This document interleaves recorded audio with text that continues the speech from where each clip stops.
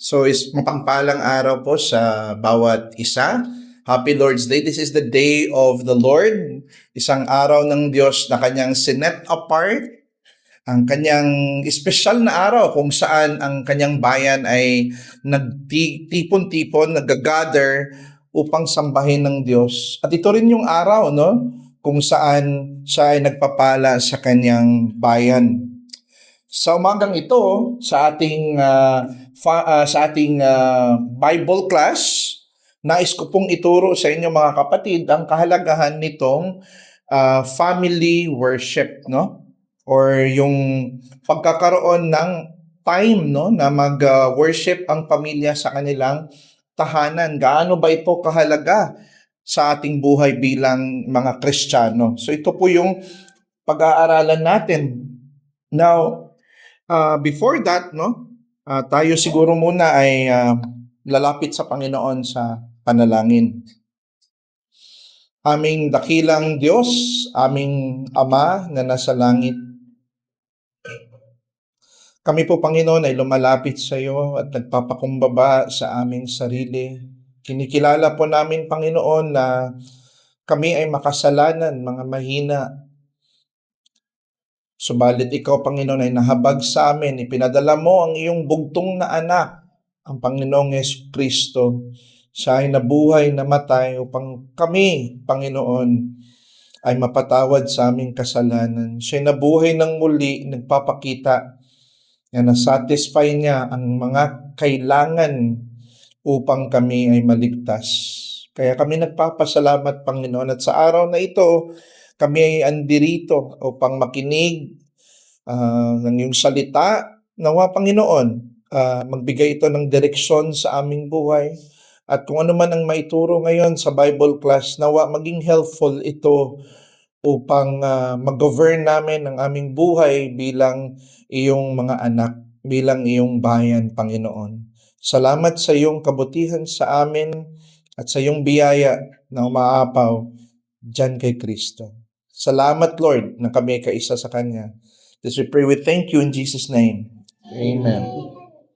So, important to note, mga kapatid, no, na napakaraming iglesia na merong mga families na nagsa-struggle sila, no? Naghihirap sila over the spirituality between husband and wife and their children, no? They go to church every Sunday, nag-a-attend sila ng church service, but still, pag nandun na sa kanilang pamamahay, laging may mga hindi pagkakaintindihan, which is alam natin, no, na nangyayari talaga yan. Pero yung spiritual na buhay, parang hindi natin makikita sa loob ng tahanan. At yan ay mga bagay, mga kapatid, na ma-observe natin, especially kung hindi pa ligtas yung family. But even in Christian families, no, na may mga time, may mga area sa buhay sa mga churches na yung mga families nila, family relatives, family members, ay hindi sila into spirituality sa loob ng kanilang tahanan. But in the church, that's the time na sila ay magiging spiritual, no?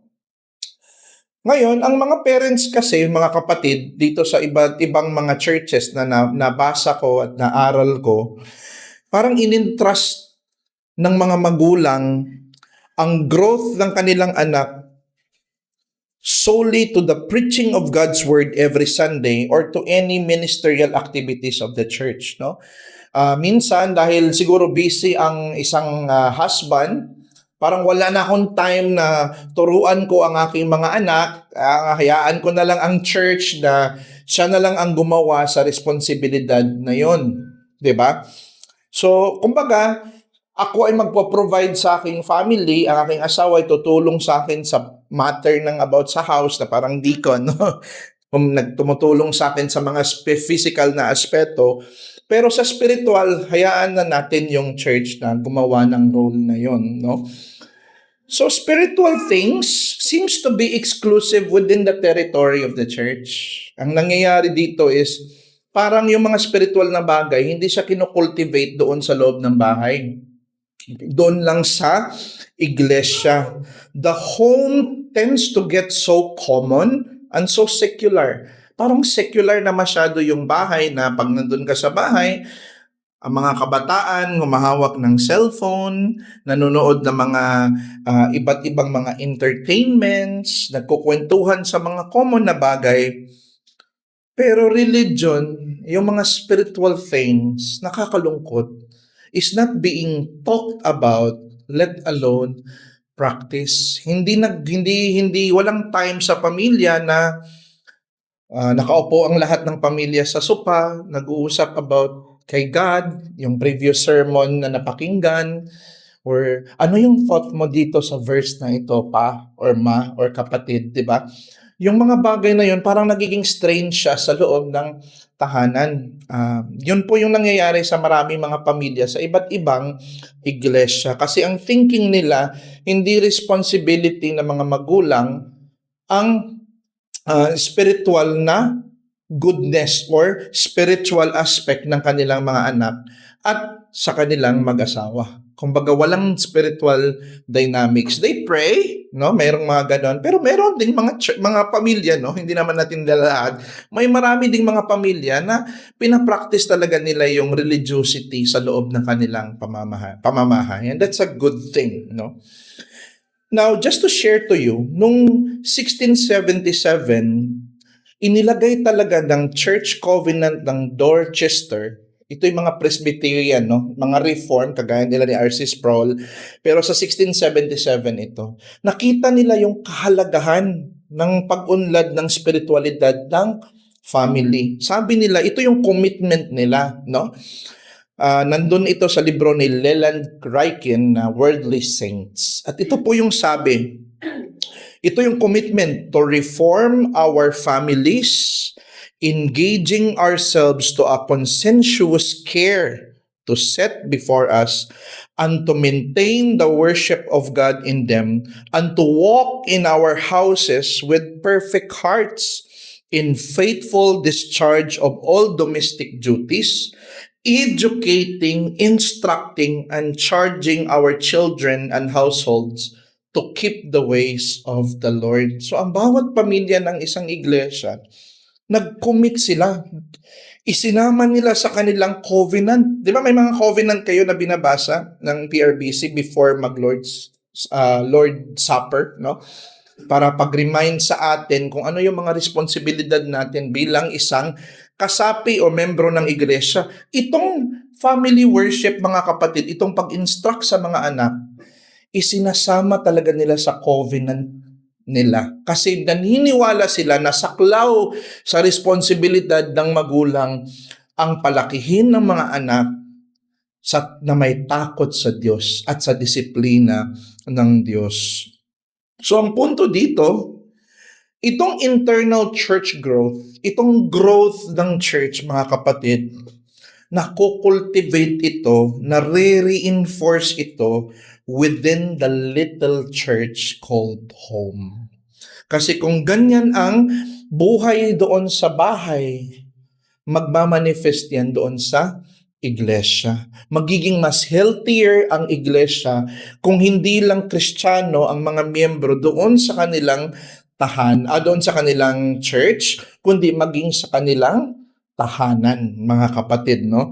Yan yung solid na Christianity.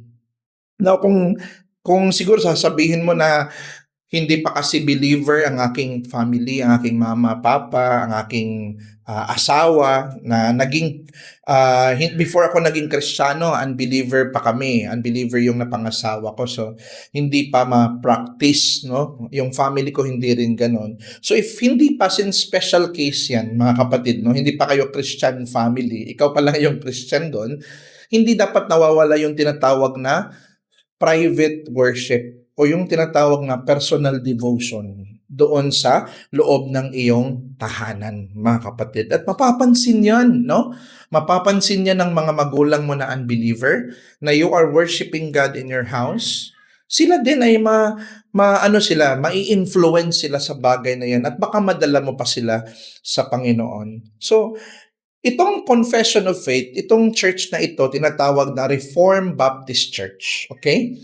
Ang Reformed Baptist Church, meron siyang mga faith, mga paniniwala. Nakapaloob po yan doon sa 1689 London Baptist Confession of Faith, no? So kung sino sa inyo gustong malaman ano bang paniniwala ng church na ito, pwede niyong tingnan yung 1689 London Baptist Confession of Faith. Pero alam niyo ba, before yan naging 1689 London Baptist Confession of Faith, 1677 yan originally natapos, okay? Hindi lang siya na-publish noong 1677 dahil yun yung time ng persecution. Kaya noong 1689 na-publish ito. Sa preface ng confession na yan, no, nakalagay dito, and verily there is one spring and cause of decay of religion in our day. Ang pag-decay daw ng religion sa kanilang time ay, ang reason daw yon yung neglect of the worship of God in families. Kasi daw yung mga tao, yung mga church members, wala silang ganong practice sa kanilang pamamahay eh. They don't have that spiritual cultivation, spiritual practice sa kanilang bahay. Nagre-reflect ito sa kanilang buhay doon sa society at buhay nila sa iglesia. So, even ang confession, no, ng London Baptist Confession of Faith, nakikita nila na malaki pala ang impact ng spiritual life in the domestic sphere, dito sa tahanan at dito sa bahay. So ngayon ang tanong, Brother Jess, napakinggan namin yung term na family worship, pero ano ba ang family worship, no? But before that, maganda siguro alamin natin what family worship is not. Kasi meron tayong mga misconception. Ano bang ibig sabihin ng family worship? Marami tayong wrong ideas about family worship. So, note, ito yung mga misconception about family worship, no? First, akala ng iba, ang family worship, replacement siya sa corporate worship. Family worship naman kami, so pwede na kaming hindi pupunta sa church. So yung pong kaisipan na yun, mga kapatid, mali po yun, no? Hindi po replacement yung family worship natin doon sa corporate worship. Kasi hindi tayo pwedeng sasabihin, nakapanood naman ako ng sermon ni Sproul or ni Paul Washer nung nakarang araw, sorry, pwede na ako hindi mag-church, no? Iba po yung corporate worship sa family worship. The head of the family worship leads the family to corporate worship. Kumbaga itong family worship, complement ito, no, sa ating public worship at outworking ito sa corporate worship. So habang tayo ay nag-a-attend sa church, nakikinig ng mensahe ng Panginoon, while you are listening, yung family worship, doon nangyayari yung pinag-uusapan ninyo, yung preaching, or gumagawa kayo ng devotion related sa last preaching, or meron talaga kayong binabasa na book sa Bible kung saan kayo ay nag-aaral, nagde-devotion para mas lalo pang mapalakas ang inyong pananampalataya. So, itong tinatawag na family worship, mas mag-lead ito sa'yo na mag-anticipate ka sa corporate worship. So, they are complementary, itong corporate at saka family worship. Meron ding mga tao na akala nila itong family worship, it is a burden. Parang nagbibigay ito ng kabigatan or weight. Pero hindi po, mga kapatid, no? It is a joyous activity. Ito'y nakakatuwa or nakakagalak na aktibidades. It is not a legalistic task, kaya don't be hard to yourself. Kasi minsan, ang reason kung bakit hindi na nagfa-family worship kasi nag-set ng schedule, no? Pag-set ng schedule ng family worship, nagawa ng una at pangalawa, nakapag-devotion. Yung pangatlo na, hindi. Tapos na-feel na nagigilty. Hindi ako nakapag-devotion, hindi tayo nakapag-devotion. Hindi na lang natin gawin, hindi naman pala kaya nating tuparin. So, hindi po siya ganun, mga kapatid, no? Ang family worship, para siyang, it's a joyous privilege. Kumbaga, kung hindi mo nagawa siya ng schedule ninyo, gawin nyo siya on the other day na libre kayo, no? If hindi nyo nagawa ito ng this week, do it on the second, third week, mga kapatid. Huwag mong i-feel ang sarili mo na magigilty ka kung hindi ka nakapag-devotion. Kasi when you do that, naging legalistic task na itong family worship. Take it as a joy, no? Na makapag-devotion together with the family. Pero mas mainam, no? Kung kayo ay ilalago na may schedule talaga kayo ng family worship. Kung hindi pa kaya yung 2, 3 every week, magsimula kayo sa isa muna, no? Every Wednesday. pag umunlad na, lalago na kayo, nasasanay na kayo doon, if you feel like kulang pa yung once a week, no? Dagdagan ninyo, di ba? So, hindi siya parang sapilitan or parang pag di mo to nagawa, ganitong mangyayari sa'yo, you should be feel guilty, you're not worshiping God. Hindi po ganun, mga kapatid, no? So, hindi siya burden, hindi siya weight sa atin, no? Privilege natin itong family worship. Number 3, hindi rin itong family worship ang time na i-castigate mo yung either kapatid mo, asawa mo, na it is not an opportunity to rebuke family members, no? Pag nakikita ka ng text, wife, submit to your husband. Sabihin mo sa asawa mo, submit to your husband, diba? Hindi po gano'n, no? Hindi siya time na, for example, nag-aaral kayo ng text, no? Parang may text talaga na parang nire-rebuke yung isa. Hindi pwedeng ang gagawin mo. Kita mo? Mali ka. Hindi siya gano'n, mga kapatid, no? It is not a time to air out our personal grievances. It is not an avenue for confrontation. Kasi it's a time dedicated for God. You are there to worship, no? And you should approach family worship in humility. So, wag nating gawin yung mga mag-fault finder tayo during sa time ng family worship. Hindi po yun dapat ganon. So, mali siya na perspective. Number 2, it's not family activities. So, hindi po siya parang typical na family activity. Kasi meron siyang certain elements. Kasi ang family worship, meron siyang first, kagaya ng church natin, di ba? Merong elemento ng prayer, may hymn, meron ding reading of God's Word, an explanation. So, yun po yung mga elemento. So, kahit yung 3 lang, meron kayong, as a family, you have to start with prayer. Meron kayong kakantahin, no? And at the same time, meron kayong text sa Bible na binabasa at explanation. Pwede kayong mag-sharing, no? Na sasabihin ng isa, ano ba yung understanding mo dito sa text, di ba? Nag-sharing kayo ng understanding sa text at nakakatulong ito sa paglago ng spiritualidad ng iyong family. Or kung ikaw lamang isa, you can do it with yourself or with other brother or sibling, no? At least meron kayong ginagawang ganon. Ang punto dito, pag nagiging correct na kasi yung understanding natin sa family worship, mapapractice na natin ito faithfully and fruitfully. So, tanggalin natin yung misconception natin sa family worship. So, ngayon, what family worship is? Alam na natin what family worship is not, no? Ano yung misconception about family worship? Ano yung family worship? So, sabi dito sa libro ni James W. Alexander, sa kanyang librong Thoughts on Family Worship, family worship, as the name imports, is the joint worship rendered to God by all the members of the household. So, ito po'y pagsamba, pagsamba lang lahat ng kasapi ng isang tahanan sa bahay. For example, if you're a Christian family, no?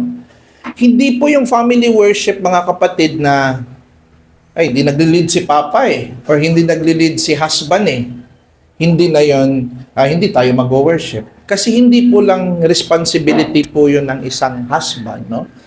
Responsibility po ang family worship sa lahat ng kasapi ng household. So for example, if the husband is busy, may ginagawa, may trabaho na ginagawa, the wife can just say, husband, no? Or pa, time na po natin na mag-family worship. Ano bang kailangan kong gawin para matulungan ka? So that is to facilitate the family para magawa yung tinatawag na family worship.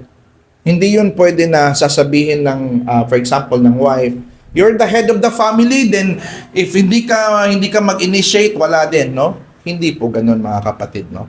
It's by all the members of one household. So if you're if you're a child or a daughter or a son, pwede niyong sabihin si Papa, kung mga Kristiyano kayong lahat, no?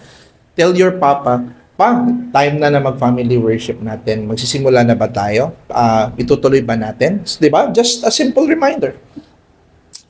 Next, sabi ni Jonathan Edwards, sa kanyang thoughts on revival of religion in New England, every Christian family ought to be, as it were, a little church. Para siyang maliit na iglesia, yung tahanan. So if you want to see a picture of what a Christian home is, para siyang maliit na church, mga kapatid, no? So possible na hindi pa natin lahat ito na-accomplish, no? Kasi tayo ay mag-grow pa naman. Pero yun yung ambisyon natin. Yun yung goal natin na sana darating ang panahon na yung tahanan natin tila parang isang maliit siya na iglesia. Na yung buong mga family nag-uusap-usap, may time sila na nag-uusap-usap about sa salita ng Diyos, no? Napaka-sanctifying ng home kung ganun yung practice ng isang tahanan. So observe na just as it is a responsibility of all church members to worship, di ba? Lahat tayo, hindi lang naman responsibility ng isang pastor na mag-worship, kundi bawat miyembro ng iglesia ay responsible na mag-worship. So it is all the responsibility of all family members to give themselves into family worship, mga kapatid. So ang practical dito, as the husband leads, so the wife facilitates, mga kapatid. Yun yung asawa ang tutulong sa kakailanganin, ano bang i-prepare na him, kasi ikaw nag-prepare ng message, di ba? Ano bang maitutulong ko mag-prepare ng hymn? Nagpa-facilitate. So in other words, there's no passive subject sa usapin ng family worship. Nagtutulungan, no? Yun yung dapat gawin, mga kapatid. Hindi yun pag hindi ka nag-lead, wala din ako. Hindi po ganun, mga kapatid. So active tayo sa family worship. And there are important things to keep in mind when we think about family worship. Alam niyo ba si Joel Beakey, sikat na sikat siya na reform, di ba? Naniniwala siya, and I agree with him, na itong family worship, it is also a means of saving our children.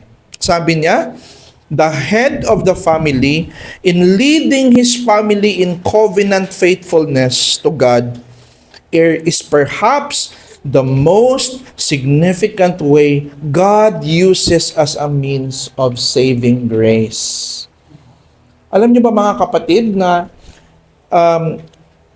if you begin it during sa formative years ng isang bata, na turuan mo na siya about God's Word, turuan mo na siya ng Pilgrim's Progress, nakakatulong yon sa bata na ma-form niya someday ang correct understanding about the gospel. Ma-develop niya yung tinatawag natin na pag-aralan natin, the notitia of faith, di ba? Yung content magiging tama sa kanya. And once it happens, magkaroon siya ng ascensus o tamang pag-agree doon sa gospel, as we keep on praying and praying, magkaroon na siya ng fiducia or trust doon sa ebanghelyo. But it starts, the notitia, yung content, na ituturo natin yon sa gospel, dito sa family worship. At one of the pastors in our association testify, is Pastor Froy, no? Na yung mga bata niya, ang ginamit ng Panginoon upang maligtas yung mga anak niya, ay yung family worship, no?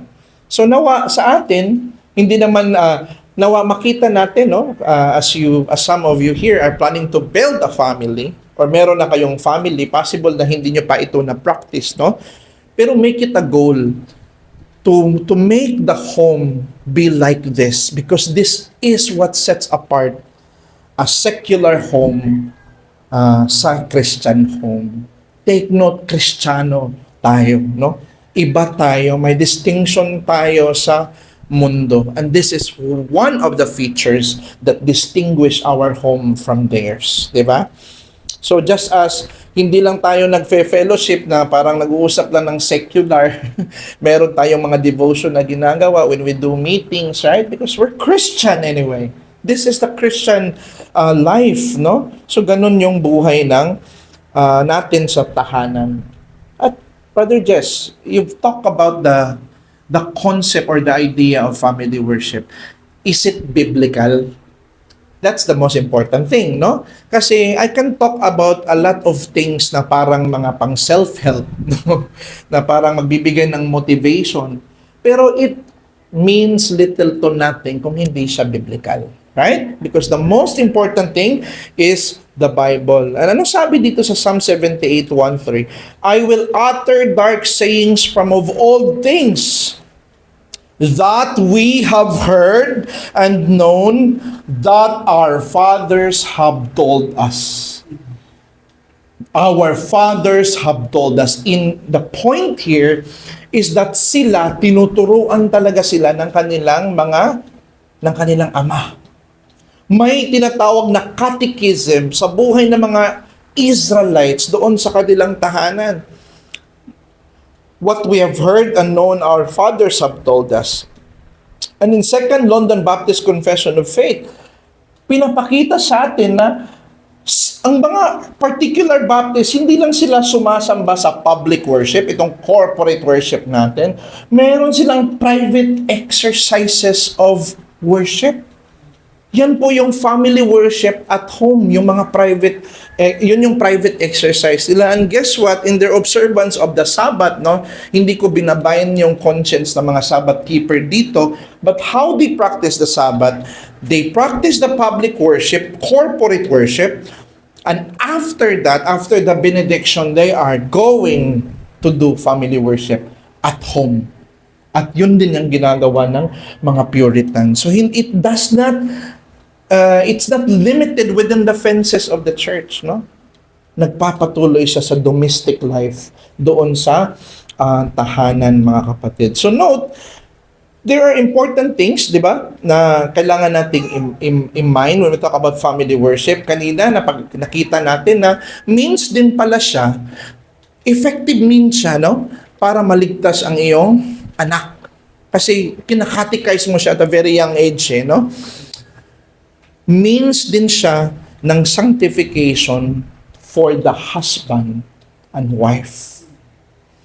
The contemplation of God's word in the house reminds the husband and wife of the gospel. Kasi in John 17:17, sanctify us with thy truth. Your word is the truth, yung word of God. Now ngayon, kung sa buhay mag-asawa, mga Kristiyano kayo pareho, kung walang spiritual dynamics, wala kayong pag-aaral ng salita ng Panginoon, walang family worship sa tahanan, you never talk about the Word of God. Only in the church that you talk about the Word of God. Kung walang ganong cultivation ng pag-sanctify doon sa tahanan, maaari yung husband fails to guard the wife. The sanctification of the wife. At possible ito na mag-lead into further ruin, no? May mga possible na, kasi wala kang ginagawa para mapalakas mo ang spiritualidad ng pamilya. Kung ikaw ay husband, your task is not only to provide the physical needs of the family. Your task also is to provide the spiritual needs of the family. Hindi mo siya pwedeng i-entrust lang sa church. Bahala na ang church doon, no? Paano kung mapunta ka sa church na halos hindi nagtuturo ng gospel? Poor ang pag-preach sa gospel. So, magmamalnourish yung asawa mo, at the same time, sa bahay, walang ganong practice, mas lalong mahirap, no? The point is, family worship sanctifies the marriage by bringing the means of grace into the private sphere of the family. Yung mga means of grace sa church, yung preach word, dinadala mo siya doon sa bahay. Tinuturuan mo yung iyong asawa, ang iyong mga anak, mga kapatid, no? So what are other bases for doing family worship? Ano pa yung mga biblical bases, mga kapatid? So, both the Old and New Testament explicitly, malinaw, tahasan ito mga kapatid, and implicitly teach the concept of family worship. Let's look at Abraham. Ano sabi dito, no? For I have chosen him, pinili ko si Abraham, that he may command his children and his household after him to keep the way of the Lord by doing righteousness and justice. So merong commission si Abraham na ituro sa kanyang children, sa kanyang mga anak, no? And household after them, na ikikip nila yung mga utos ni Jehovah, ang mga utos ni Yahweh. Important to note, no? Kailangan mag-act si Abraham na magiging leader ng kanyang family, no? Or a family leader, worship leader to keep the way of the Lord. May mga objection dito, sasabihin ng iba na, pero Brother Jess, yung text na yan na ginamit mo, Abrahamic covenant yan eh. Covenant of works yan at hindi yan applicable sa atin. Para lang yan kay Abraham. Well, commanding our children to keep the way of the Lord, principle yun mga kapatid na applicable pa din sa atin. Ang nawala lang, ang hindi applicable sa atin, yung punishment, yung covenantal sanction na ipinagkaloob kay Abraham kasi binayaran na yun ni Kristo. Pero yung pag-keep sa children to obey the way of the Lord is still a principle applicable para sa atin na hindi tayo magiging derelict na ama, 'di ba? We're talking first about the father, no? We're gonna go to the wife later on and also to the children. Sabi ni Moses dito, mapapansin din natin sa Bible, the Lord is one. Ito yung tinatawag the Shema. Yan yung minimemorize ng lahat ng mga batang Israelita, mga kapatid, no? Walang children of Israel na hindi alam yung the Shema, yung the Lord is one. Iisa lang ang Diyos, mga kapatid. Kasi doon sa kanilang culture, polytheist yung culture nila eh. Maraming mga iba't ibang Diyos na sinasamba. Kaya gusto mo ng Diyos na ito yung ituro mo sa children ninyo na huwag talaga itong mawala sa kanilang isipan that the Lord Yahweh is one, or tinatawag nilang the Shema. Ano nung sabi dito? You shall teach them diligently to your children, and shall talk of them when you sit in your house, when you walk by the way, when you lie down, when you rise. Ipaalala mo ito sa kanila para kung kahit saang land sila pupunta, hindi nila kakalimutan that Yahweh is one God. No, mga kapatid? So, it's being catechized. Itinuturo sa mga children, right? Now, even the tabernacle, alam nyo ba yung wala pa silang fixed temple during the time, no? Nangyayari yung fixed temple sa panahon ni Solomon na nagtayo na ng templo. What they had before was just a portable temple, no, na nadadala nila habang nagta-travel sila sa wilderness. So even though may tabernacle na doon, hindi nila inaasa doon sa tabernacle itong pagtuturo sa kanilang children, no? Itinuturo nila itong mga katotohanan ni Yahweh sa kanilang tahanan. So, family worship remains an operative principle, nagko-complement, di ba? Yung catechism na ginagawa nila sa tahanan, nagko-complement sa kanilang pagsamba during Sabbath. So, in the same way, ganun din dito sa atin.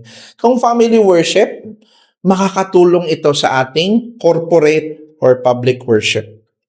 So, worship to God, hindi lang sa ecclesial or sa church lang.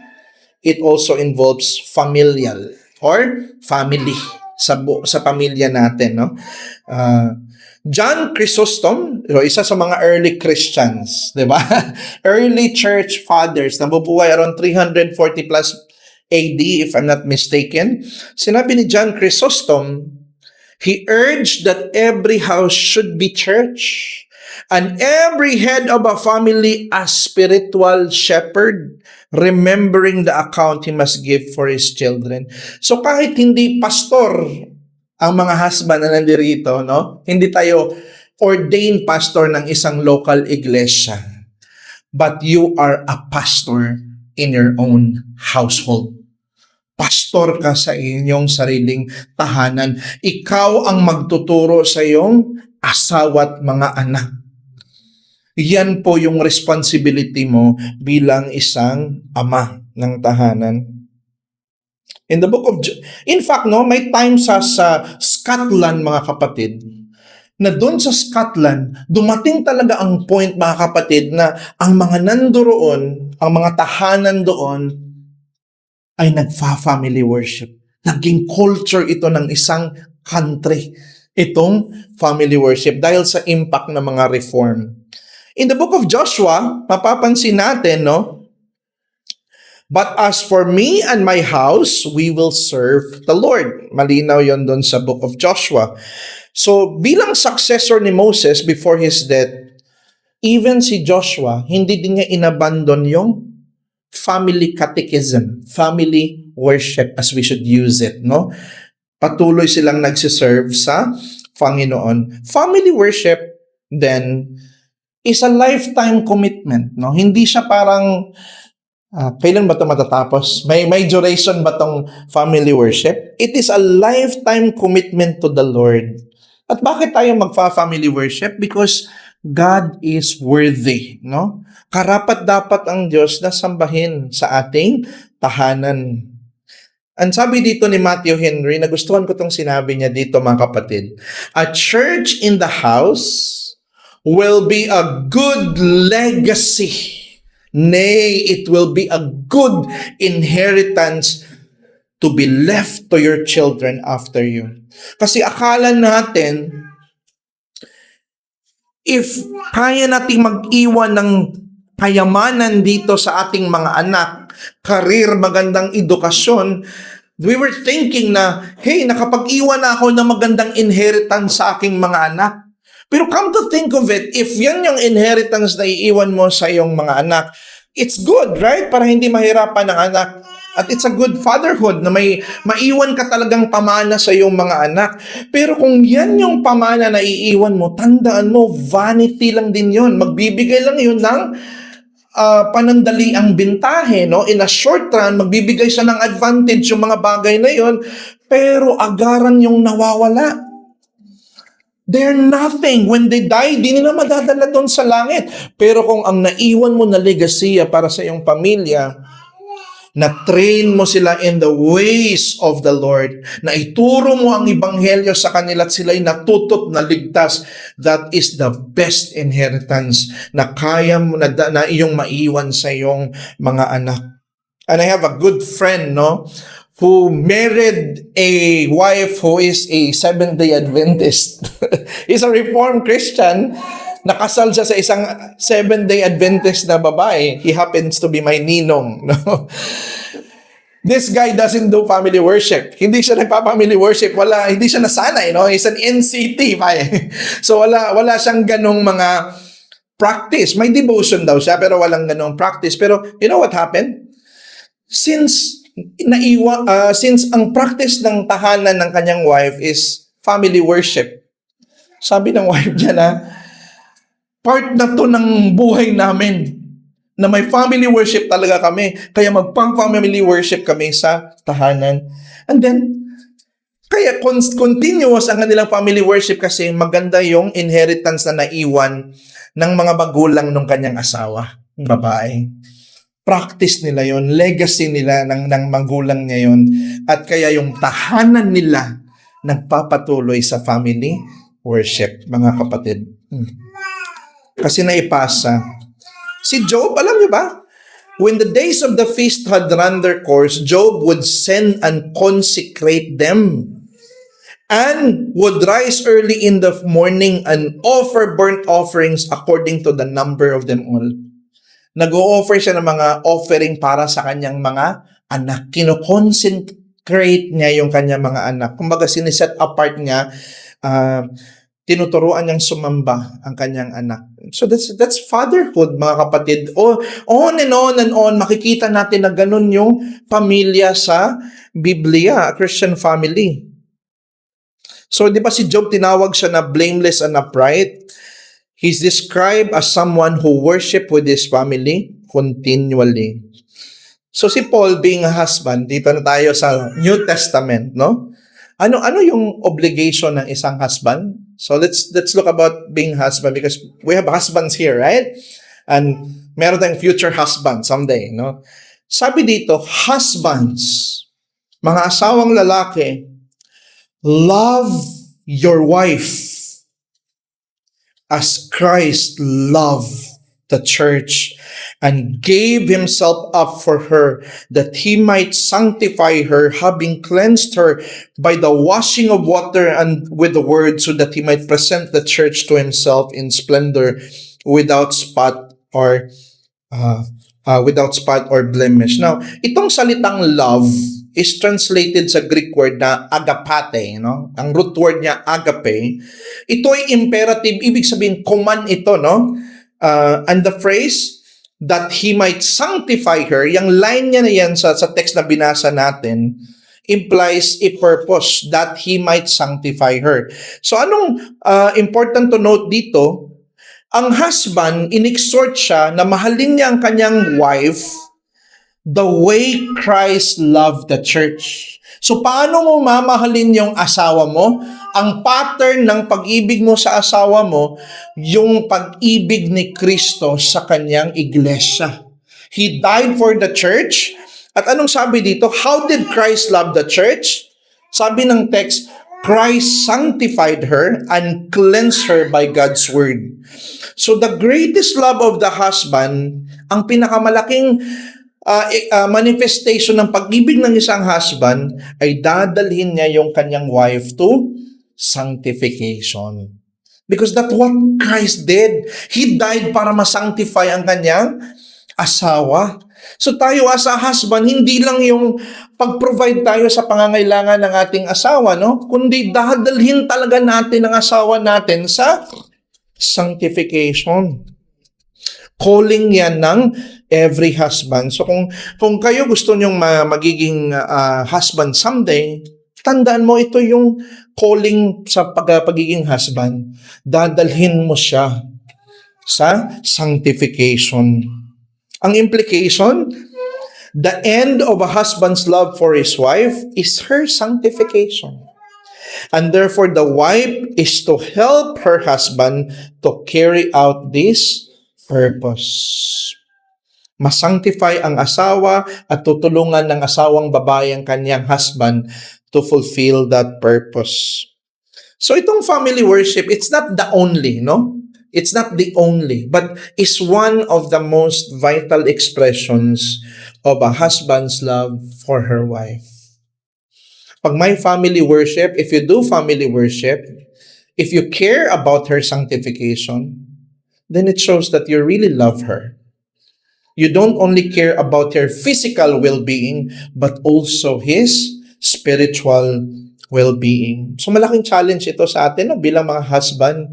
May mga time na napapagod tayo dahil may mga trabaho, may mga iba't ibang responsibilidad na ating finulfill. Pero ipaglaban mo ito, mga kaibigan, mga kapatid, no?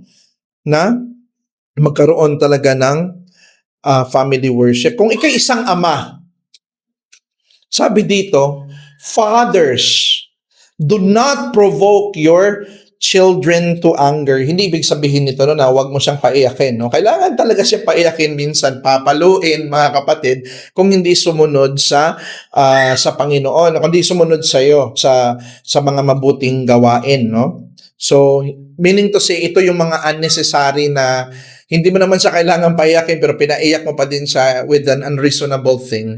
Pero ano sabi dito? But bring them up. So kung ikaw husband, may responsibility ka na dalhin yung asawa mo sa sanctification. As a father, meron ka ding responsibility to bring your children up in the discipline and instruction of the Lord. So yun yung goal mo mga kapatid, no? Bilang isang father. So to bring them up is a command. Important to note that the instruction of the Lord is given to the fathers so that they will teach and correct their children. Take note, ang anak natin, if you're a father, ang anak, totally depraved yun, no? Pinanganak yun na makasalanan kasi inheritor yun sa original sin. Kung walang correction at discipline na igagawad sa kanya, i-apply sa kanya, lalaki ang batang yan na maging kagaya ng ugali ng kaaway. No? Hindi yan lalaki na susunod sa iyo. It's bound. Kasi kung hindi mo tuturuan ng bata na magsinungaling, magsisinungaling yan, no? Gagawa talaga yan ng hindi mabuti. So, as a parents, steward ka, ikaw yung binigyan ka ng stewardship ng Diyos, no? Na ito yung role mo, ito yung responsibilidad mo na akayid mo siya sa disiplina ng Panginoon. Paluin mo yung bata, no? Kung siya'y nagkakasala, kung siya'y nagkakamali. Papaluin talaga ang bata. Kasi ang pagpalo ay pagmamahal, mga kaibigan, kapatid, no? Huwag mong i-underestimate din ang bata na parang feel mo hindi siya makakaintindi. Makakaintindi yan ang bata, no? Kaya paluin siya, turuan siya, i-guide siya sa tamang paraan. At mangyari yan sa family worship, no? Doon mo matuturo sa kanila yung mga instruction. Ang point, fatherhood necessitates an implementation of family worship as the avenue where God's instruction is heard and taught. Sabi ni Martin Luther sa kanyang lectures on Genesis, therefore such a house is actually a school. Kanina mini church yung house, no? Maliit na iglesia. Yung hayaan natin na ang Christian house natin, para din siyang school and church. And the head of the household is a bishop and priest in his house. Kasi yung husband, siya yung priest, prophet, and king sa tahanan, no? As a king, he rules in love sa pamamagitan ng pag-ibig. As a prophet, siya ang nagtuturo, no? Ng mga katuruan ng katotohanan. As a priest, siya yung nagpe-pray, nagli-lead sa worship ng kanyang family. So yun yung threefold natin na task or responsibility as a husband. So being a wife, by someday, may ilan sa atin dito na magiging wife din. At least alam nyo na kung ano yung what it means to be a wife, a Christian wife. So, wives, sabi dito ni Paul, submit to your own husband as to the Lord. For the husband is the head of the wife, even as Christ is the head of the church, his body, and himself is a savior. Yung pag-submit pala natin sa husband, for example, if you're a wife, yung husband mo, for sure at 100% sure na marami talaga yung blemishes. Marami yung mga pagkukulang, may mga kahinaan yan, no, sa kanyang buhay. Pero just because ba siya ay nagkaroon ng mga kahinaan, nagkaroon ng pagkukulang, may mga imperfection sa kanyang pagiging husband, sapat ba yun na, hindi ka naman ganito so hindi na ako magsasubmit sa'yo. Ganon ba yun? Ang sagot po, hindi. Submit to your husband as to the Lord. Kumbaga, dahil nagsasubmit ka sa Diyos, yung submission mo sa Diyos na ipapakita mo sa pag-submit mo sa iyong husband. Kasi yung husband, hindi nawawala ang kanyang pagiging husband because of his imperfections. Okay? Nananatili siyang husband to whom you have to submit. Siya pa rin ang head ng family, ang head ng... At yung pag-submit mo dun sa kanya, pag-submit mo din kay Kristo, ipinapakita mo na just as the church submits to Christ, imimirror ko yan, no? Sa pag-submit ko sa aking asawang lalaki. So, Be submissive to your husband, especially kung ang leading niya ay nasa Biblia, according to the Word of God. Kumbaga, ito palang buhay husband and wife, mas nami-mirror pala natin dito yung gospel, no? Nakikita natin yung dynamics at pag-iibigan ni Kristo at ng church. So, as a wife, always remember of the gospel. Remember the gospel. Magsasubmit ako sa aking husband kasi ang church magsasubmit kay Kristo. Isa itong testimony sa mundo na ganito ang ebanghelyo. Paul underscores the duty of the wife to submit to their husband. So submission to their husband is an act of mirroring the result of the gospel where the church submits to her husband who is Christ. To subject oneself does not mean being a passive subject, no?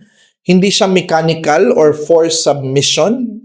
Kasi darating talaga sa buhay ng isang mag-asawa na yung babae, magsta-struggle talaga siya na mag-submit sa kanyang husband na lalaki. Kasi makikita niya yung imperfection ng husband, right?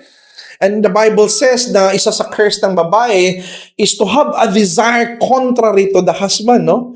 Na maging issue talaga sa isang mag-asawa yung submission ng asawang babae sa lalaki. Na kung darating yung punto na yun na mahihirapan ng lalaki na mag-submit ang babae sa kanya, hindi pa din siya dapat gumawa ng force or authoritarian force na pipilitin niya yung kanyang asawa na sumamit sa kanya. Ako ang husband, mag-submit ka. That's not the way to go. But the way to go is to still rule sa pamamagitan ng pag-ibig. You would still show your rule and leadership to your wife by means of love, no? So, ganun si Christ, He rules with love, right? Ganun din yung husband. It is not a mechanical forced submission, but active, delightful inner subjection. Punto, in family worship, the wife is to express her submission by helping her husband to be reminded of his duty to complement and facilitate. So to end, si Christ po ang ultimate family worship leader, mga kapatid. He gave Himself up for His bride. Ibinigay niya yung sarili niya para sa church, no? Para sa mga tao na nananampalataya sa Kanya, yung Kanyang bride. And He took care of the spiritual well-being of His family by instructing her, sanctifying her, and continually interceding for her in heaven. Kaya ngayon, no, napansin nyo, until now, isa pa din siyang responsible na husband si Christ. Sa kabila ng mga paghihina ng iglesia, sa mga kinakaharap na mga problema, no? Makikita nyo na hindi niya pinabayaan yung kanyang iglesia kasi responsible siya na husband sa kanyang iglesia. Nagpapadala siya dito ng tagapagsalita, nagsasanctify, tinutulungan tayo, bawat isa, no, sa sanctification at hindi niya tayo pinababayaan. At even sa physical na aspeto, no, sa panahon na tayo naghihirap sa mga financial, nakita pa din natin na He's a responsible husband who provides way to give us favor in order for us to survive. Pansin nyo, nakakahanap pa din tayo ng trabaho. Yung needs natin constant, yung trabaho hindi. Pero napagbabalanse pa din. Dahil siya ay napaka-responsible na husband.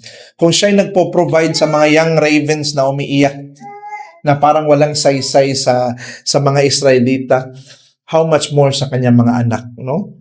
Sa kanyang family. So napaka-joyful idea na tayo pamilya niya na at ang Panginoong Jesus ang nagle-lead sa atin. Adam failed to lead his family.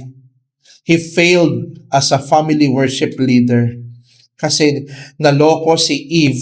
Nagsasabi ng maling katuruan si Eve, 'di ba? Hindi niya nagwardyahan yung kanyang family. During the time na niloko si Eve ng ahas, ng serpent, he was there beside Eve at hinahayaan lang niya yung kanyang asawa na maloko ng Satanas. Pero si Christ is different. He safeguards us by destroying the works of the devil and by teaching us the truth. Purihin nawa ang Panginoon sa kanyang kabutihan.